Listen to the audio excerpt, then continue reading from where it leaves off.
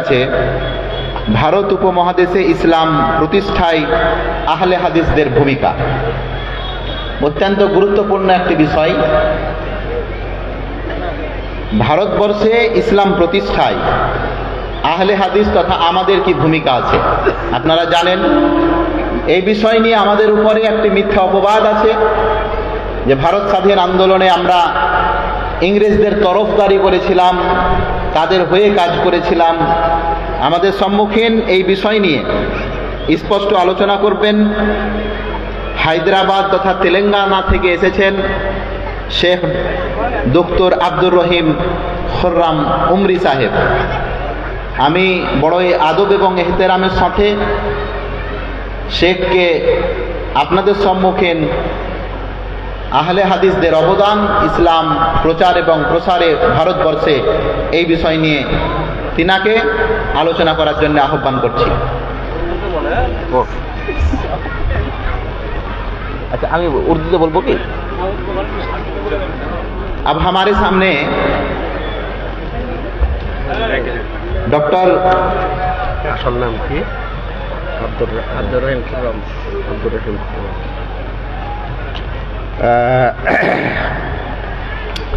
हम लोग बड़े खुश नसीब हैं कि बंगाल के इस धरती पर मुर्शिदाबाद के सरजमीन पर हैदराबाद से फादिल ग्रामी मुहतरम शेख डॉक्टर अब्दुर रहीम खुर्रम उमरी हफिज़हुल्लाह व तवल्लाह आज हमारे बीच तशरीफ़ फरमा है और स्टेज पे मौजूद हैं। आप बहुत सारे लोग उनको सुनने के लिए यहाँ तशरीफ़ लाए हैं, इसलिए उम्मीद करते हैं कि आप लोग बड़े इत्मीनान के साथ और सब्र और तहम्मुल के साथ और बड़े दिल लगी के साथ उनकी बातों को सुनेंगे, गौर करेंगे और अपने अंदर जो हमारा शुबहा है, लोग जो हम लोगों को बदनाम करने की कोशिश करते हैं, इस शुबहा का जवाब आप सही से समाअत फरमाएंगे और जानने के बाद इसका दंदन शकन जवाब देने की कोशिश करेंगे इंशाअल्लाह। हम लोग बड़े अदब और एहतराम के साथ फजीलतुल शेख डॉक्टर अब्दुर रहीम खुर्रम उमरी हफिज़हुल्लाह को दावत देते हैं कि आप स्टेज पर तशरीफ़ रखें और बंगाल के इन भाइयों को आप आसान उर्दू में जहाँ तक हो सके थोड़ा बताने की कोशिश करें। फ़ज़ाकुमुल्लाहु खैरन व फ़लियतफ़द्दल मशकूरन। अल्लाह ताला आपके इस सफ़र को कबूल फरमाए, आमीन।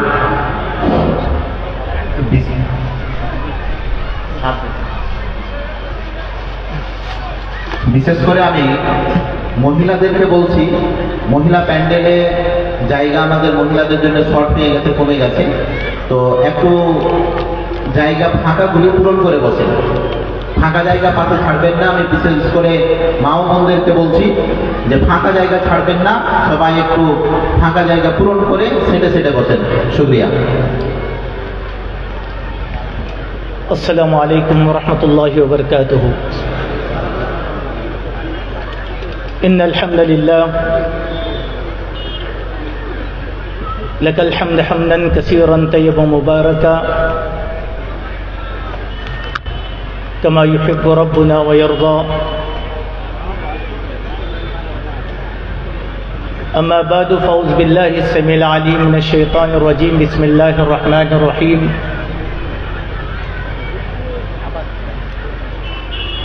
इन्ना अल्लाह ला युग़य्यिरु मा बिक़ौमिन हत्ता युग़य्यिरु मा बिअन्फुसिहिम।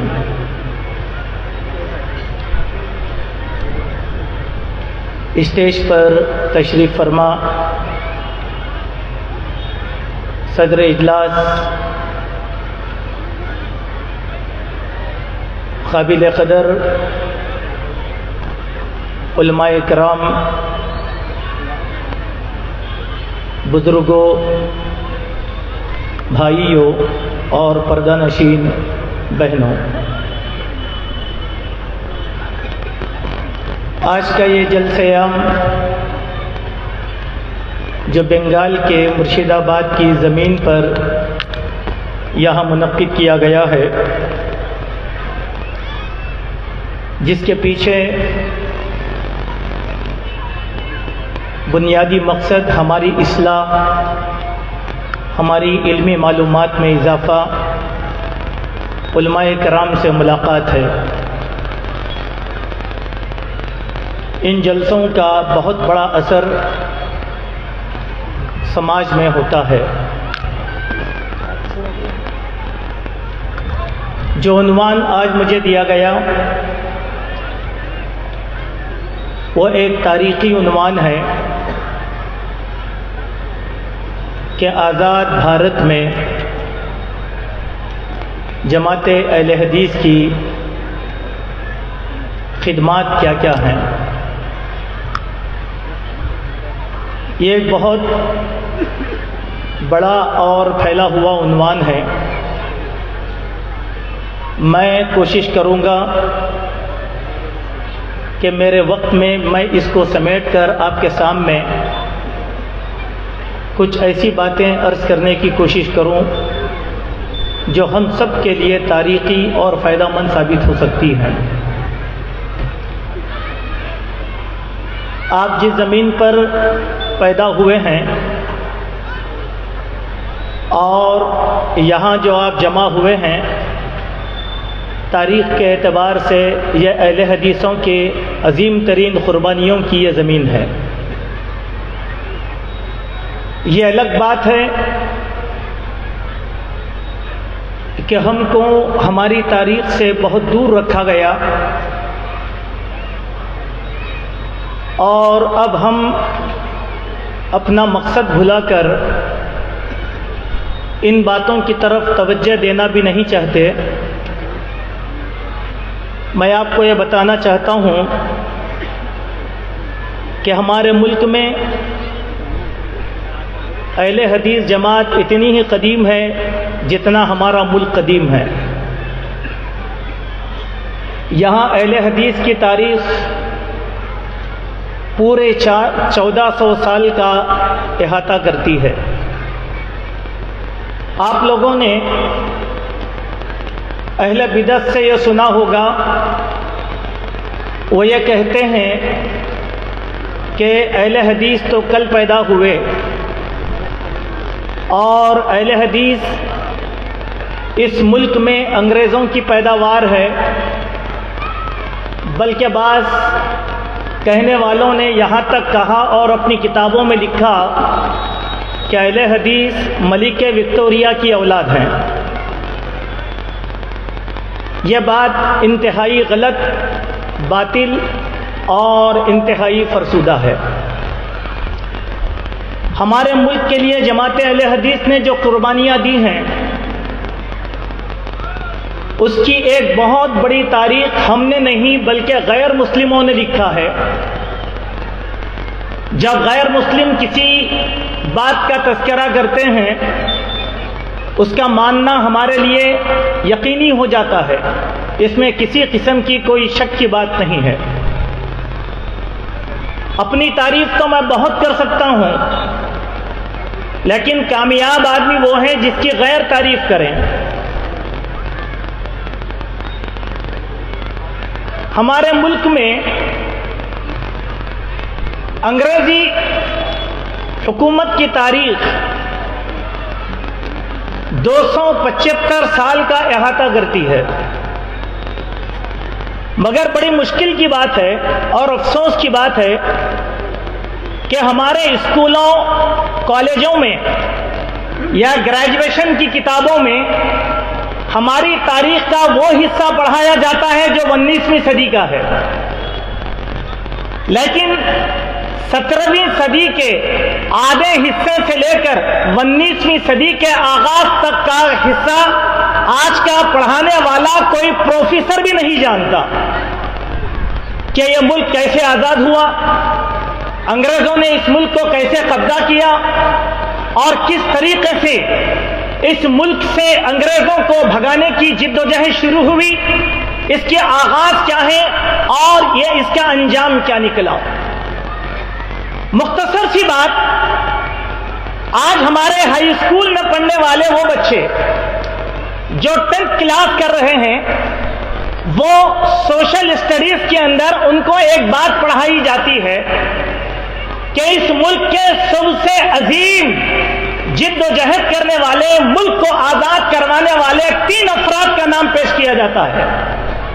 نمبر 1 سردار بھگت سنگھ، نمبر 2 سبھاش چندر بوس، اور نمبر 3 مہاتما گاندھی۔ آپ پڑھ کر دیکھیں تو یہ بات معلوم ہوگی، یہ تینوں وہ لوگ ہیں جو 19ویں صدی میں پیدا ہوئے اور ان کی موت بھی 19ویں صدی میں ہوئی۔ لیکن تاریخ ہم کو یہ بتاتی ہے کہ آزادی کی یہ جنگ 19ویں صدی میں آخری مرحلے پر پہنچی، لیکن اس کا آغاز 17ویں صدی کے آدھے حصے کے بعد ہو چکا تھا۔ میں اس کی تفصیل آپ کے سامنے رکھوں گا تاکہ یہ بتایا جائے کہ اس کا آغاز کیسے ہوا اور کیسے ملک آزاد کروایا گیا۔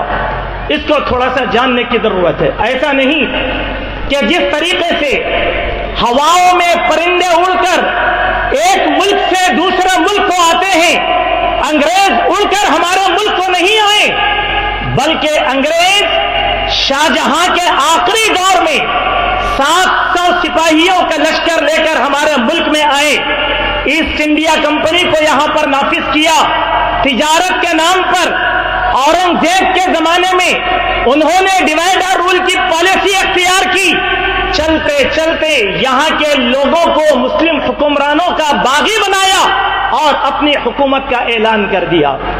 یہ تاریخ ایسے شروع نہیں ہوئی۔ اسی لیے آپ دیکھیں، ایک بات میں آپ کو سمجھانا چاہتا ہوں، وہ یہ ہے، جب انگریز آئے سب سے زیادہ نقصان ہمارے ملک میں جس قوم کا ہوا وہ مسلمان تھے۔ جب انگریز آئے اس ملک میں سب سے زیادہ نقصان ہوا مسلم طبقات میں، وہ اہل حدیث کا طبقہ تھا۔ کسی اور طبقے کا اتنا نقصان نہیں ہوا جتنا نقصان جماعت اہل حدیث کا اس ملک کے اندر ہوا ہے۔ اس کی تاریخ کو جاننا ہمارے لیے بہت ضروری ہے، تب جا کر اہل بدعت کو ہم یہ جواب دے سکتے ہیں یہ ملک کی اصل ہم ہے اور ہمارے قوم کی بنیاد پر یہ ملک آزاد کروایا گیا ہے۔ ہمارا ملک ہندوستان انتہائی وسیع اور کشادہ غیر منقسم ہندوستان تھا، اور اس ملک پر 3 مسلمان حکمران فرمان روا تھے۔ اس ملک کے طول و عرض میں 3 مسلمانوں کی عظیم ریاستیں قائم تھی۔ سب سے پہلی ریاست بنگال کے نواب سراج الدولہ کی، اور دوسری ریاست سلطان ٹیپو کی سلطنت خداداد، اور تیسری ریاست مغلیہ سلطنت جس کے آخری فرمان روا بہادر شاہ ظفر تھے۔ ہوا یہ، انگریز آئے، ایک ایک کر کے ہمارے ملک کی مسلم ریاستوں کو انہوں نے ختم کیا۔ آپ جانتے ہیں، اگر میں کسی بھی ایک طالب علم کو اٹھا کر یہ پوچھوں کہ ہمارے ملک کی عظیم جدوجہد آزادی کب ہوئی، ہر بچہ یہ کہے گا 1947 میں ہوئی۔ لیکن میں آپ کو یہ بتلانا چاہتا ہوں، اسی آپ کے علاقے میں آج بھی پلاسی کا میدان ہے۔ سب سے پہلی آزادی کی جنگ نواب سراج الدولہ نے پلاسی کے میدان میں لڑی، جنہیں میر جعفر نے دھوکہ دے کر انگریزوں سے موافقت کروائی، اور بنگال کی ریاست پر سب سے پہلے انگریزوں نے اپنا اقتدار قائم کیا تھا۔ سب سے پہلے انگریزوں نے بنگال کی ریاست، بنگال کے معنی آج کے بنگال آپ مراد نہ لیں، قدیم بنگال اگر اس کی آبادی کو آج شمار کیا جائے تو 40 کروڑ نفوس پر مشتمل یہ آبادی تھی بنگال کی، جہاں پر آج اس کا احاطہ کیا جاتا ہے۔ سب سے پہلا مجاہد آزادی نواب سراج الدولہ آپ کے اپنے علاقے کا یہ حکمران تھا۔ اس کی تفصیل میں آگے آپ کے سامنے رکھوں گا۔ سب سے پہلی جنگ آزادی کی 1757 میں پلاسی کے میدان میں لڑی گئی، یہ پہلی عظیم جنگ تھی۔ اب آئیں جنوب ہندوستان کی مضبوط ریاست جس کو سلطنت خداداد کہا گیا، سلطان ٹیپو، دوسری عظیم لڑائی سلطان ٹیپو نے اس ملک کی آزادی کے لیے لڑی تھی، اور صدی کے نصف آخر میں سلطان ٹیپو کے ساتھ یہ مقابلہ ہوا. 1799 میں سلطان ٹیپو کا اقتدار انگریزوں نے یہاں پر ختم کیا میر صادق کی غداری کے سبب. یہ دوسری لڑائی تھی, دوسرا مجاہد اعظم. اب انگریزوں نے یہ دیکھا کہ سارا ہندوستان ہمارے قبضے میں آ گیا, اب ایک ریاست بچی, مغلیہ سلطنت کے آخری فرمان بہادر شاہ ظفر. یہ 19ویں صدی کا آغاز تھا. بہادر شاہ ظفر کو بغاوتوں کے ذریعے سے کچل دیا گیا, اور اتنا کچلا کہ پھوڑ ڈالو اور حکومت کرو کی پالیسی انگریزوں نے اختیار کی. ہمارے ملک کے واسیوں کو ان کے خلاف کیا کہ تم مسلمان کھڑے اور یہ مسلمان کھڑے, تم غیر مسلم, لہذا 1000 سال سے تم نے اقتدار کیسے قبول کیا؟ زبان کی بنیاد پر, نسل کی بنیاد پر, علاقوں کی بنیاد پر انہوں نے بغاوتیں عام کروائی. دلی کا تخت و طاؤس چھین لیا گیا. اور آپ کو یہ بات بتلانا چاہتا ہوں کہ بہادر شاہ ظفر کا اقتدار جب ختم ہوا, سب سے پہلے اس اقتدار کو دوبارہ حاصل کرنے والا ایک اہل حدیث جنرل بٹ نام کا انسان تھا, جس نے انگریزوں کے پنجوں سے اقتدار کو کھینچا اور دوبارہ بہادر شاہ ظفر کو دیا. بہادر شاہ ظفر نے اس کو سنبھالا نہیں اور وہ راہ فراری اختیار کیے, جا کر ایک مزار میں چھپ گئے. انگریزوں نے وہاں سے ان کو پکڑا, قید و بند میں قید و قید کی نظر ان کو کر دیا, اور ان کے بیٹے کو ذبح کر کے کھانے کے طور پر ان کے بیٹے کا کلیجہ نوش کرنے کے لیے انہیں دیا گیا, اور پھر مینامار کو روانہ کر دیا گیا. آج بھی بہادر شاہ ظفر کی قبر مینامار میں ہے, جو تیسرا سب سے عظیم مجاہد آزادی تھا. پہلے اس خاکے کو آپ سمجھے. اب اس کے بعد علماء کا دور شروع ہوا. علماء کرام نے دیکھا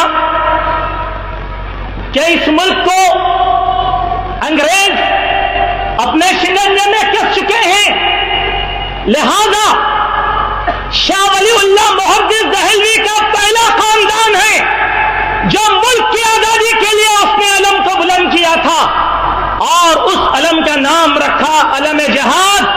وہی جہاد جس کا نام لے کر میڈیا آج اسلام اور مسلمانوں کو بدنام کرنے کی کوشش کرتا ہے. شاہ ولی اللہ محدث کے 4 بیٹے. سب سے پہلے بیٹے شاہ عبدالعزیز, انہوں نے دیکھا مسلمانوں کو جاہو جلال گیا, تخت و طاؤس گیا, عزت اور آبرو گئی, اقتدار گیا, مسلمانوں کی حکومت ختم ہوئی. سب سے پہلا فتویٰ شاہ عبدالعزیز نے یہ نافذ کیا کہ ہندوستان والوں, اب یہ ملک دارالحرب بن چکا ہے, اس میں مسلح جہاد کی ضرورت ہے. جہاد کا نعرہ ملک کے لیے لگایا اور ملک کی آزادی کے لیے ہتھیار اٹھانے کا انہوں نے اعلان کیا تھا. یہ سب سے پہلے عالم دین ہیں, لیکن مسلمانوں کی یہاں پر بھی خیانت. تعصب بھرے مسلمان یہ کہتے ہیں فضل حق خیرآبادی نے یہ فتویٰ دیا تھا, یہ اتنے بڑے جھوٹے ہیں, کذاب ہے.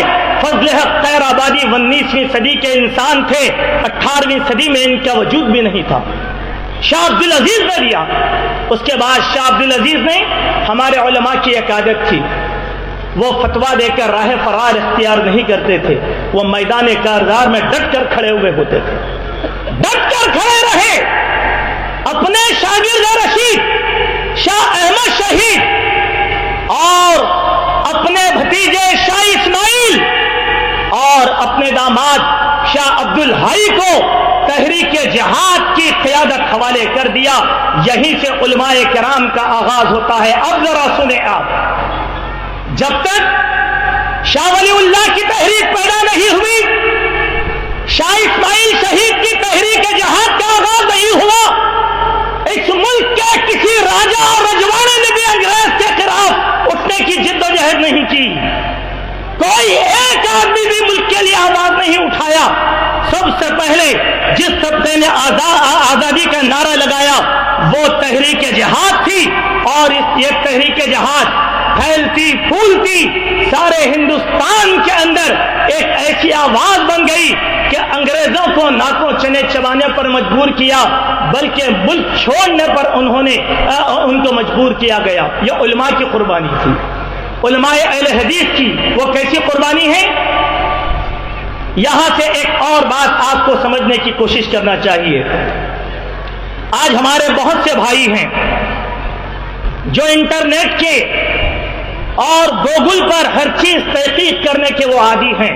میں ان سے گزارش کرتا ہوں کہ وہ انٹرنیٹ پر بیٹھ کر ایک تحریک کو تلاش کریں جس تحریک کا نام تھا وہابی movement of India. Wahhabi movement of India. اب یہ وہابی کیا ہے، کیوں نام پڑا، یہ ایک تفصیل طلب موضوع ہے، لیکن اتنا یاد رکھو اہل حدیثوں کو انگریز نے بغاوت کے جرم میں وہابی کا لقب عطا فرمایا تھا۔ وہابی یعنی انگریز کے باغی، اور یہ ہندوستان کی ایک ایسی سنہری تحریک ہے۔ اگر وہابی موومنٹ آف انڈیا کو ہمارے سماجیات کے سبق سے ہٹا دیا جائے، ہماری آزادی بے معنی ہو کر رہ جاتی ہے۔ جس کے بارے میں تمل ناڈو ہائی کورٹ کے ایک ریٹائرڈ جج نے ایک بڑی بات کہا تھا۔ کہا اگر وہابی موومنٹ آف انڈیا نہ ہوتا، آج بھی ہندوستان انگریز کی غلامی میں چھپا ہوا ہوتا تھا۔ ان نفوس کی قربانیوں کا نتیجہ ہے کہ آج ہمارا یہ ملک آزاد ہوا۔ اب یہ ملک کیسے آزاد ہوا، اس کے بارے میں چند باتیں میں آپ کے سامنے رکھنا چاہتا ہوں۔ یہ ساری کی ساری باتیں میں نوٹ کے طور پر آپ کو دے رہا ہوں۔ ڈاکٹر تارا چند ایک غیر مسلم مصنف ہے، وہ اپنی کتاب میں نقل کرتا ہے کہ ہندوستان کی آزادی میں، یہ میرے الفاظ نہیں بلکہ غیر مسلم کے الفاظ ہیں، عظیم مورخ ڈاکٹر تارا چند وہ کہتا ہے کہ ہندوستان کی آزادی کے لیے مسلمانوں کے ایک طبقے اہل حدیث نے 5 لاکھ جانوں کی قربانی تب جا کر یہ ملک آزاد ہوا تھا۔ ایک نہیں، دو نہیں، 5 لاکھ اہل حدیثوں نے اپنی جانوں کا نذرانہ پیش کیا تھا۔ وہ ریاستیں جہاں پر انگریزوں کے مقابل اہل حدیث حضرات نبرد آزما رہے، انگریزوں کے خلاف علم جہاد بلند کیا۔ ایک بنگال کی ریاست، میسور کی ریاست، دلی کی ریاست، یو پی کی ریاست، بہار کی ریاست اور پنجاب کی ریاست، یہی وہ علاقے تھے جنہوں نے آزادی کی لڑائی لڑی اور اہل حدیثوں نے اس کی بڑی سزا بھگتی۔ ایک اور مورخ اپنی کتاب میں لکھتا ہے کہ آزادی کی جنگ کے لیے 1.5 لاکھ اہل حدیث علماء کو انگریزوں نے سولی کی نظر کر دیا تھا، پھانسی پر چڑھا دیا تھا، تختہ دار پر لٹکایا تھا۔ اگر اللہ تبارک و تعالی دلی سے لے کر لاہور تک چلنے والی سڑک کے دونوں کنارے جو درخت لگے ہیں، ان درختوں کو زبان دے، ہر درخت یہ کہنے پر مجبور رہے گا نہ جانے میں نے کتنے علماء اہل حدیث کی لاشوں کو اپنی ٹہنیوں پر اٹھایا ہے۔ یہ قربانی تھی جماعت اہل حدیث کی، یہ قربانی تھی جماعت اہل حدیث کی۔ چلتے چلتے ایک اور بات کی طرف میں آپ کی رہنمائی کرنا چاہتا ہوں میرے مومن بھائیوں۔ انگریزوں نے جو ظلم مسلمانوں پر ڈھائے ہیں، ان ظلموں کا آپ اندازہ نہیں کر سکتے، خصوصاً طبقہ اہل حدیث پر جو ظلم ڈھایا گیا، وہ اس انداز میں آپ سوچیں۔ ایک فنڈ قائم کیا تھا انگریزوں نے، اس فنڈ کا نام تھا وہابی فنڈ۔ وہابی فنڈ نام ہی تھا، وہابی فنڈ، بات میری نہیں، تاریخ کی بات ہے، آپ کو انٹرنیٹ پر سرچ کریے مل جائے گی۔ وہابی فنڈ آپ کو معلوم ہونا چاہیے، پٹنہ کا ریلوے اسٹیشن وہابیوں کے فنڈ سے بنایا گیا، پٹنہ جونیئر کالج کی عمارت وہابیوں کے فنڈ سے بنائی گئی، پٹنہ میونسپل کارپوریشن کی عمارت وہابیوں کے فنڈ سے بنائی گئی۔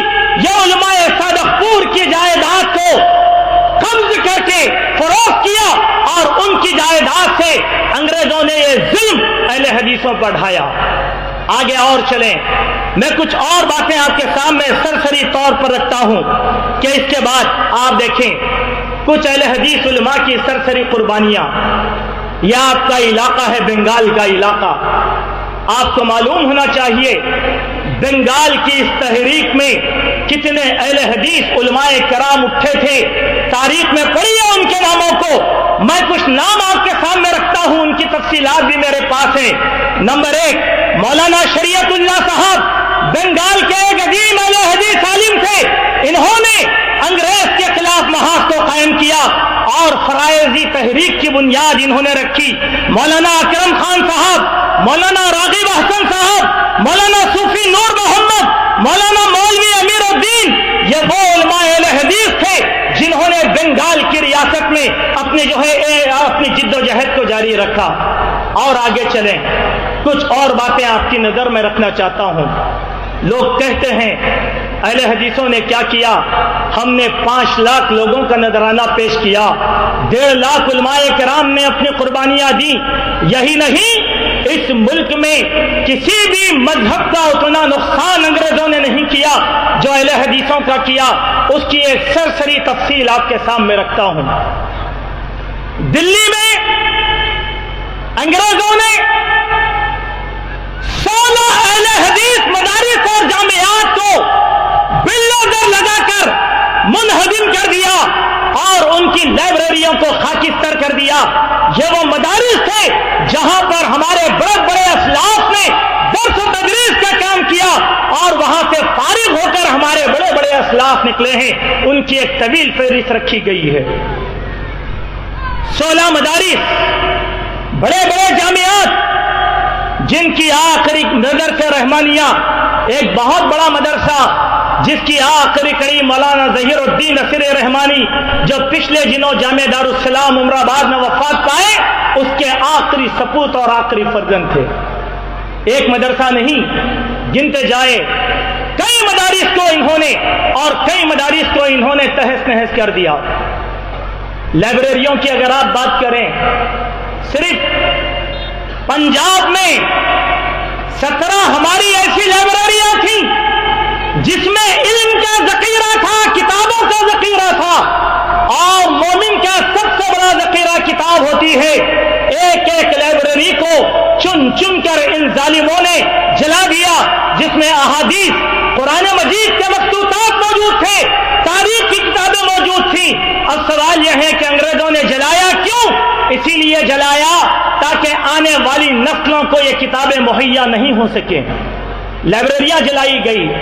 پنجاب میں 36 مدارس اہل حدیث کو منہدم کر دیا گیا. اگر آپ ابھی بھی تفریح کرنے کے لیے جائیں, امرتسر کے علاقوں میں کچھ ایسی مسجدیں اہل حدیث کی آپ کو ملیں گی جو بھینسوں کا استبل بنا دی گئی ہیں. آج بھی موجود ہیں اس کے آثار, آج بھی موجود ہیں اس کے آثار. یہی نہیں, اگر آپ تاریخ کی کتابوں کو پڑھیں گے, ایک بات آپ کو معلوم ہوگی کہ علماء اہل حدیث کو پنجاب میں ان کی مسجدوں کے باہر اور ان کے مدرسوں کے باہر لا کر اس طریقے سے انگریزوں نے ذبح کیا جس طریقے سے ایک جانور کو ذبح کیا جاتا ہے. ان کے نام موجود ہیں تاریخ میں. احرار خاندان, مولانا عبد الواحد کا خاندان, یہ سارے کے سارے لوگ انگریزوں کے ظلم و ستم کا جو ہے کے حوالے کر دیے گئے. ایک آخری بات میں آپ کے سامنے یہ کہنا چاہتا ہوں, ٹھیک ہے اہل بدعت ہماری قربانی کو مانے یا نہ مانے, لیکن ہندوستان کے پہلے وزیر اعظم نے ہماری قربانی کو مانا ہے. تاریخ اہل حدیث کو پڑھ کر دیکھیے, پنڈت جواہر لال نہرو علماء صادقپور کے گھر گئے, مولانا عبد القبیر سے ملاقات کیا. پنڈت جی کے یہ الفاظ تھے کہ حضرت صاحب انگریزوں کے خلاف آزادی کی ساری جدوجہد کو ترازو کے ایک پلے میں رکھ دیا جائے اور علماء اہل حدیث کی قربانی کو ایک پلے میں رکھ دیا جائے تو علماء اہل حدیث کا پلہ بھاری ہو جائے گا. حکومت اس بات کا اعتراف کرتی ہے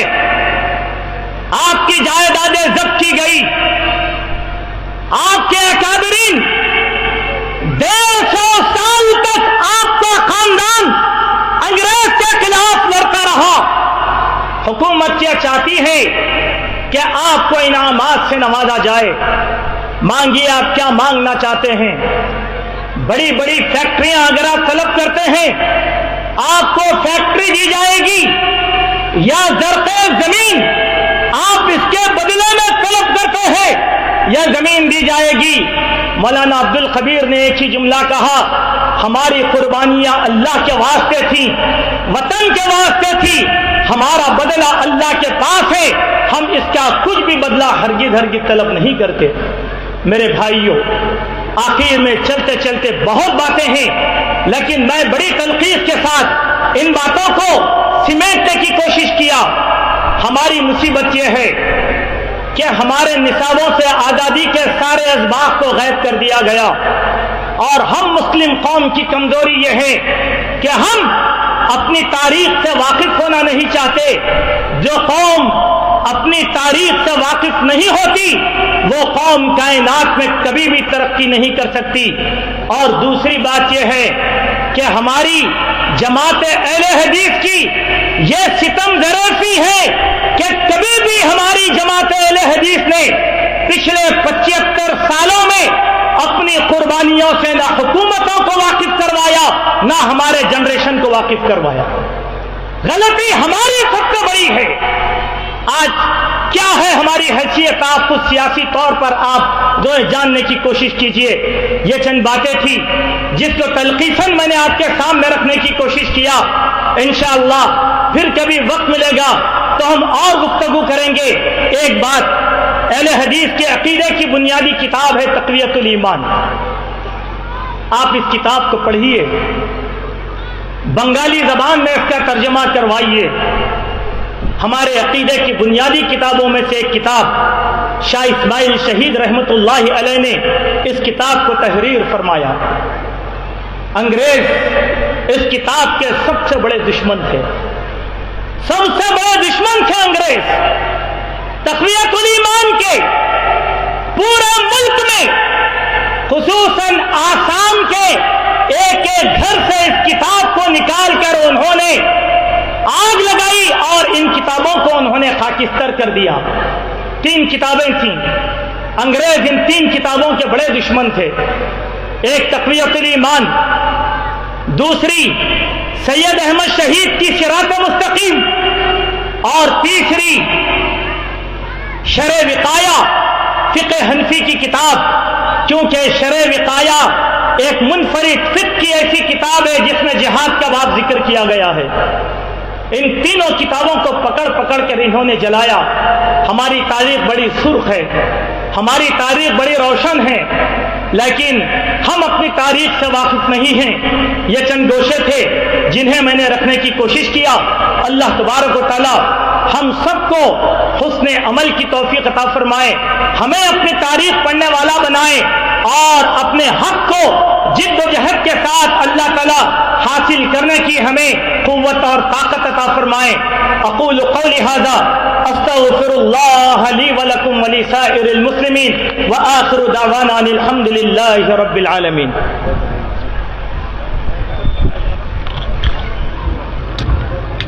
ওয়ালাইকুম আসসালাম রহমতুল্লাহ বরকাতুহ।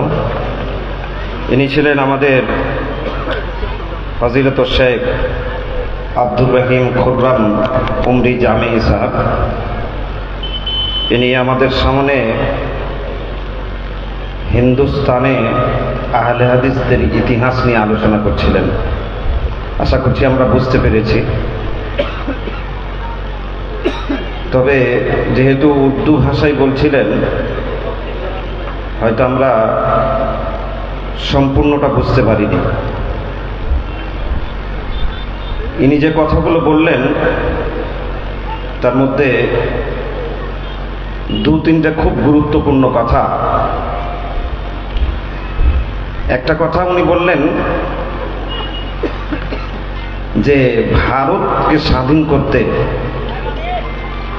হিন্দুস্তানে আহলে হাদিসেরা 5 লক্ষ আহলে হাদিসের কুরবানি দিয়েছে। 5 লক্ষ আহলে হাদিস শহীদ হয়েছেন। তোর মধ্যে 1.5 লক্ষ ছিলেন উলামায়ে কেরাম।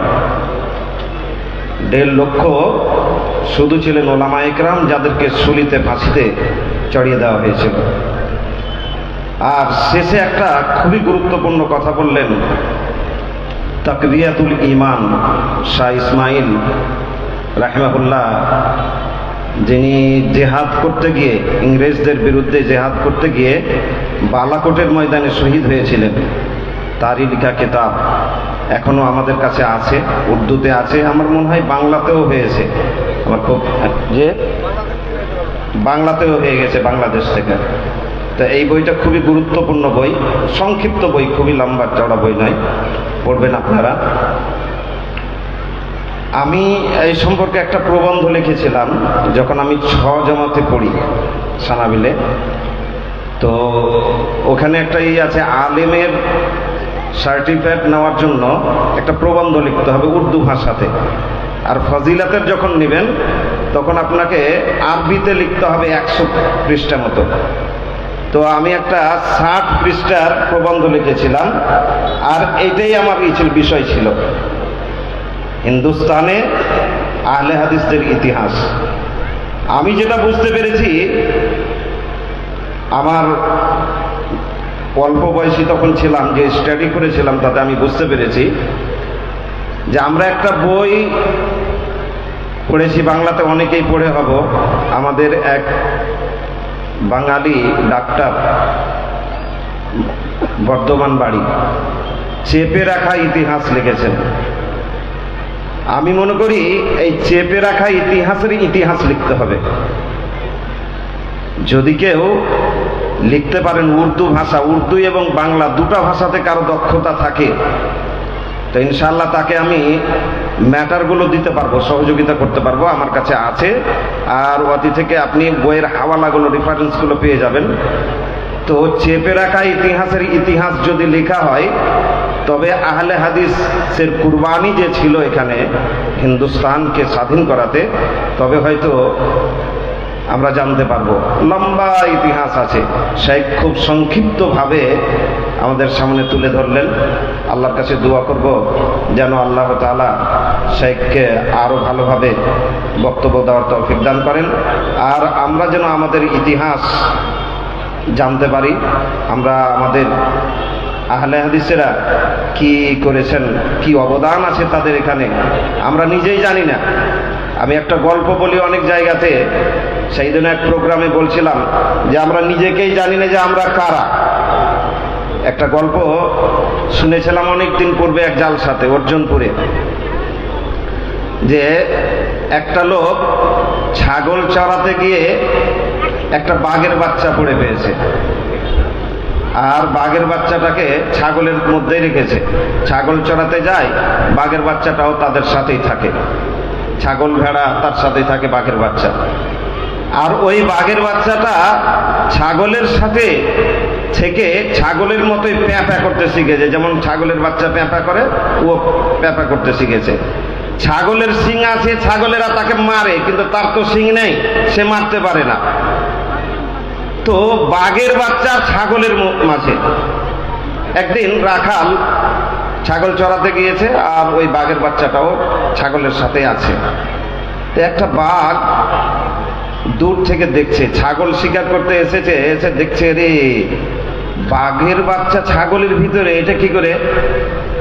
আর ছাগলে তাকে শিং মারছে, আর ও কিছুই বলছে না, প্যাঁপা করছে আর পালাচ্ছে, এটা কি করে হয়? তো আমি শিকার ছাগলের বাচ্চাকে করব না, আমি বাঘের বাচ্চাটাকে আগে শিকার করব। বাঘের বাচ্চাকে শিকার করলো, তাকে নিয়ে গেল ধরে, আর নিয়ে গিয়ে জঙ্গলের মাঝে একটা ইঁদারা ছিল, বড় কূপ ছিল, সেই কূপের কাছে নিয়ে গিয়ে দেখালো যে দেখো তোমার চেহারা আর আমার চেহারা এক নয়। তার কাছে আয়না ছিল না, কিন্তু পানি ছিল, পানিতে দেখালো যে দেখো তোমার চেহারা আর আমার চেহারা এক। বলছে হ্যাঁ। বলছে আমি যেমন করে আওয়াজ করবো তুমি করে চিৎকার করছে, একটা আওয়াজ করে দেখালো, সেও পারছে। বলছে হ্যাঁ ঠিক। তো বলছে তুমিও বাঘের বাচ্চা? বলছে না না না, আমি বাঘের বাচ্চা নয়, আমি ভেড়ার বাচ্চা, ছাগলের বাচ্চা। বলছে না তুমি ভেড়ার বাচ্চা, ছাগলের বাচ্চা নয়, তুমি বাঘের বাচ্চা। তারপরে বলছে যাও তুমি এখন, আর গিয়ে ওই যে ছাগলগুলো তোমাকে শিং মারছিল ওখানে গিয়ে এইরকম আ করে আওয়াজ করে তুমি লাফ দাও, দেখো ছাগলও পালাবে, ছাগলের রাখালও পালাবে। গেল, আর যাওয়ার পরে লাফ দিয়ে যখন সেখানে পড়লো সব পালিয়ে গেল, কেউ থাকলো না। আমার বলার উদ্দেশ্য কিসসা, এই ঝুটা মিথ্যা কিসসা আপনাদের সামনে বলা উদ্দেশ্য নাই, এখানে একটা শিক্ষা আছে, এই শিক্ষাটা বলার উদ্দেশ্য হচ্ছে যে ওই বাঘটা ওই বাচ্চাটাকে চিনাতে পেরেছিল, বাঘের বাচ্চাকে, যে তুমি বাঘের বাচ্চা। কিন্তু আফসোস যে আমাদের এলাকা হচ্ছে আহলে হাদিসের এলাকা। আমার জানা মতে সারা বিশ্বে আহলে হাদিস নামে এত লোক এক জায়গাতে নেই।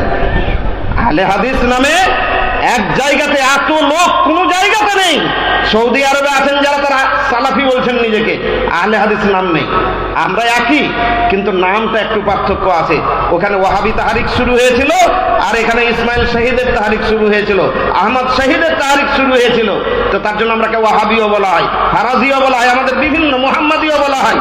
তো বাঘের বাচ্চাটা চিনাতে পেরেছিল যে তুমি বাঘের বাচ্চা, কিন্তু আমরা আমাদের এলাকার লোকেরাকে চিনাতে পারিনি যে তোমরা আহলে হাদিসের বাচ্চা। আহলে হাদিসের বাচ্চা অমুক জমাতে আছে, অমুক দলে আছে, অমুক ফ্রন্টে আছে, আর বলছে আমি অমুক দলের লোক, অমুক জামাতের লোক, ইসলামী অমুক তমুক। আর ও কিন্তু আহলে হাদিসের ঘরে পয়দা হয়েছে, সে হাত কিন্তু ওপরে তুলে, সে হাত এখানে বাঁধে, সে কিন্তু মুহাম্মদুর রাসূলুল্লাহ সাল্লাল্লাহু আলাইহি ওয়াসাল্লামের অনুসরণ করার চেষ্টা করে, কিন্তু সে বলে যে আমি অমুক জামাতের লোক। কিন্তু আসলে সে অমুক জামাতের লোক নয়, এটা তাদের দুর্বলতা নয়, দুর্বলতা হচ্ছে আমার এলাকার আহলে হাদিস উলামায়ে কেরামের। আমাদের দুর্বলতা, আমরা যদি ইতিহাস ভালো করে তদন্ত করে দেখি তো আমাদের পশ্চিম বাংলার যত আহলে হাদিস স্বাধীনতাতে প্রাণ দিয়েছিল, অত আহলে হাদিস কোন জায়গাতে প্রাণ দেয়নি। এক সাদেকপুর পাটনা আর পশ্চিম বাংলার আহলে হাদিস সবচেয়ে বেশি জান দিয়েছিল, প্রাণ দিয়েছিল। কিন্তু আমরা সব নিজের ইতিহাসকে ভুলে গিয়েছি, আমরা নিজের ইতিহাস সম্পর্কে জানি না যে আমরা কারা, আমরা অন্যদের দলে ভিড়ে আছি, আমরা নিজেকে আহলে হাদিস বলে করতে পারছি না। একটা ঘটনা আমার সাথে হয়েছিল, একদিন ডাক বাংলাতে দাঁড়িয়ে আছি বাস স্ট্যান্ডে, তো আমার এক ছাত্র দিল্লি থেকে এলো, সানাবিলে পড়ে, এসে আমরা দুজনে গল্প করছি। ইতিমধ্যে একটা লোক আমাদের গল্প কিছু শোনার পরে এসে বলছে আপনি কোন সংগঠনের লোক নাকি? আমি বলছি হ্যাঁ সংগঠনের লোক। বলছে কোন সংগঠন করেন? আমি বলছি আহলে হাদিস সংগঠন করি। তো বলছে তাবলিগ জামাতটা? আমি বলছি আরে ভাই তাবলিগ জামাত আলাদা আর আহলে হাদিস আলাদা। তো বলছে জামাতে ইসলামীটা নাকি? আমি বলছি জামাতে ইসলামী আলাদা আর আহলে হাদিস আলাদা। লোকটার বাড়ি কোথায় জানেন? লোকটার বাড়ি হচ্ছে ধুলিয়ানে, মশলাপট্টি আছে, ওখানে একটা মসজিদ আছে কয়েক তলা, ওই মসজিদের আশেপাশে ওখানেই বাড়ি আছে। বলছে ওই মসজিদের আমি মুসাল্লি। তো ধুলিয়ান শামসেরগঞ্জ ফারাক্কা যেখানে আহলে হাদিসের গড়, আহলে হাদিস ছাড়া হানাফি বা অন্য কেউ নেই, আর সেখানকার লোক চিনে না যে আহলে হাদিস কি, জানে না যে আহলে হাদিস কারা। বলছে আহলে হাদিসকে বলছে জামাতে ইসলামী আর তাবলিগি জামাত। আফসোস দিনী ভাই সকল, যেটা বলছিলাম যে দরকার আছে, আমরা কিছুই করতে পারিনি। আমরা এই কয়েকশো লোক জড়ো করেছি, বা আমরা কিছু কর্মী 200-300 করে এক এক ব্লকে কর্মী করতে পেরেছি, কিছুই করতে পারিনি। অনেক বাকি আছে, আমাদের কাজ শুরু হয়েছে, আমাদেরকে অনেক কাজ করতে হবে, আমাদেরকে এগিয়ে যেতে হবে। চলুন আমরা এগিয়ে যাবো ইনশাআল্লাহ, আমরা আরো কাজ করব। আল্লাহ তাআলার কাছে তৌফিক চাইবো, আল্লাহ তাআলা যেন আমাদেরকে আহলে হাদিস কি জিনিস ভালো করে চিনার আর সেই অনুযায়ী আমল করার তৌফিক দান করেন। আমরা প্রকৃত আহলে হাদিস যারা, তারা হচ্ছে মুহাম্মদুর রাসূলুল্লাহ সাল্লাল্লাহু আলাইহি সাল্লাম এবং তার সাহাবায়ে কেরামের খাঁটি অনুসারী। আমাদের পূর্বপুরুষ যারা ছিলেন এই রাস্তাতেই চলেছেন, মানহাজে সালাফ যেটাকে বলা হয়, সালাফে সালেহিনের পথ, সেটাকে তারা বুকে লাগিয়ে রেখেছিলেন। আমরাও তাদেরই অনুসারী। আল্লাহর কাছে দোয়া করব আল্লাহ তাআলা যেন আমাদেরকে সেই অনুযায়ী চলার তৌফিক দান করেন। এখন তো আজান হবে নাকি? হ্যাঁ, তো এখন আর 5 মিনিট সময় আছে, 5 মিনিট পরে এশার সালাতের জন্য আজান হবে। এখন আবুল কাসেম নামের একজন ভাই একটা ইসলামী সঙ্গীত পেশ করবে, ওই ভাই আসুন, আর তারপরে ইনশাল্লাহ আজান হবে। আপনারা যারা প্রস্তুত নন তারা প্রস্তুত হয়ে যান, ওযু করুন, তারপরে ইনশাল্লাহ জামাত হবে। আসুন।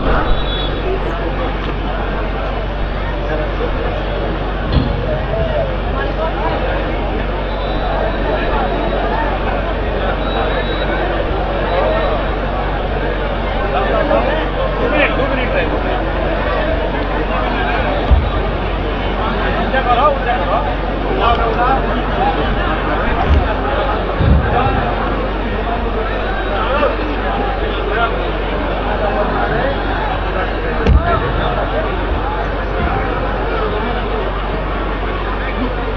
السلام علیکم ورحمۃ اللہ۔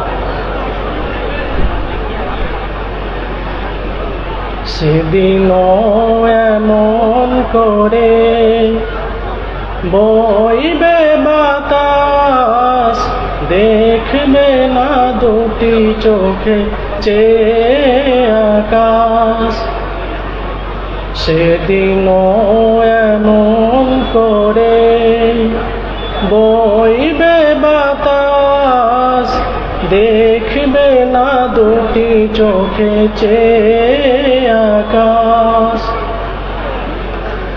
সূর্য দেবে আলো, রাত্রি হবে কালো। সূর্য দেবে আলো, রাত্রি হবে কালো।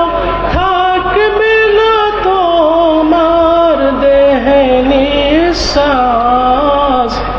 সেদিনও এমন করে বইবে বাতাস, দেখবে না দুটি চোখে চেয়ে আকাশ। সেদিনও এমন করে বইবে বাতাস, দেখবে না দুটি চোখে চেয়ে আকাশ।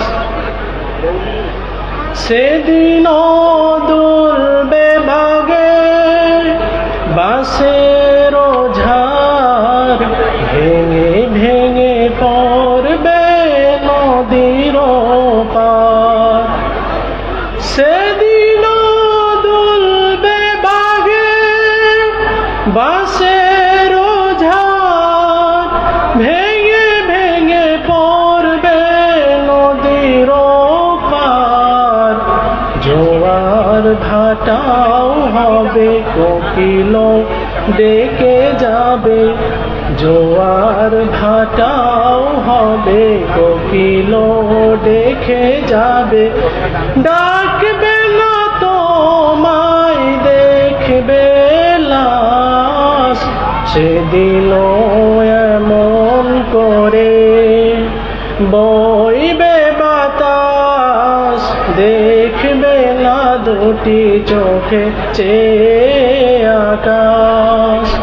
সেদিনও এমন করে বইবে বাতাস, দেখবে না দুটি চোখে চেয়ে আকাশ।